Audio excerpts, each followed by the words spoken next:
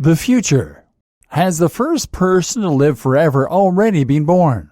Did you know that there is a species of jellyfish that is actually biologically immortal?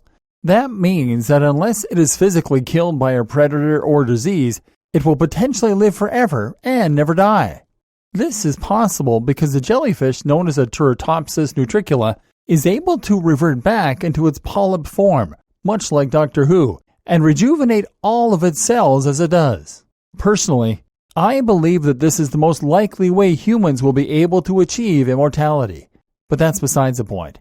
The point is that however we might eventually crack biological immortality in humans, many scientists agree that the first child to live forever has probably already been born. How is this possible? And how likely is it? Why, it might be possible. People are getting older and older all the time, as we generally learn more about how to live healthy lives, fight illness, and improve our diets and lifestyles. We smoke less, we eat better diets, we drink cleaner water, and we take better medication. Already, people are living longer than they did 100 years ago, with the oldest person so far has lived to an impressive 122 years and 164 days. There are claims of older, but this is the oldest verified claim. If you make the assumption that this record will be beaten, then it's safe to say that some people born today might live to 130 or even 140.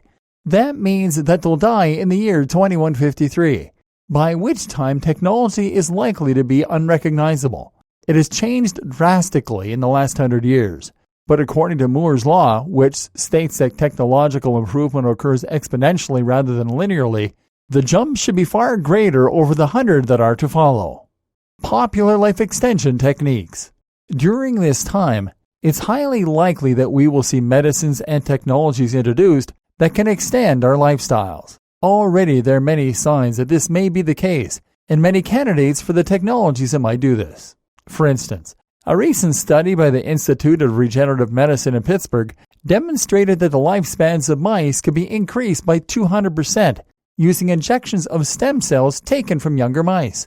This has already been shown to work effectively on mice, so it's probably only a matter of time until we start seeing something similar being tested on humans, less than 140 years away. Other methods have also been proposed for extending the human lifespan. Gene doping techniques, for instance, have been used to increase the resilience and function of mitochondria, the energy-generating batteries that surround our cells, and also protect them from oxidative damage. Predictions suggest that such treatments could increase our lifespans by up to 30%, while also providing us with added protection against cancer and even burns. Telomeres might also play a role. These are the bookends that sit on either end of our DNA strands and provide a buffer to protect our genes from damage during mitosis.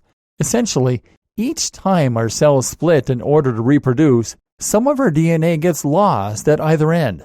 This doesn't matter too much during our early years, because all we're losing are bits of our unimportant telomeres. Once those telomeres are gone, though, the damage starts to affect the more important parts of our DNA, and we start to age. Methods that could rejuvenate those telomeres then might well stand a chance of also extending our lifespans. Imagine this scenario.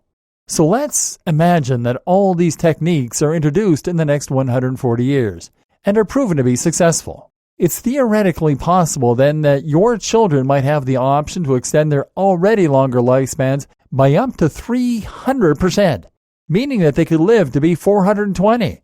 They'll also be less likely to suffer from various illnesses. And if they do get ill, they'll be able to address those illnesses using far more impressive medical technologies. This now takes them to the year 2432, at which point there are bound to be countless new technologies that could enhance their lifespan even further, or perhaps even indefinitely. Of course, it might not go that way. It could be that we destroy ourselves in a nuclear war long before their 30th birthday, or that their lifespans decline through inactivity and an over-reliance on computers and gadgets. But still, it's rather amazing to think that theoretically at least, the first immortal may well be among us.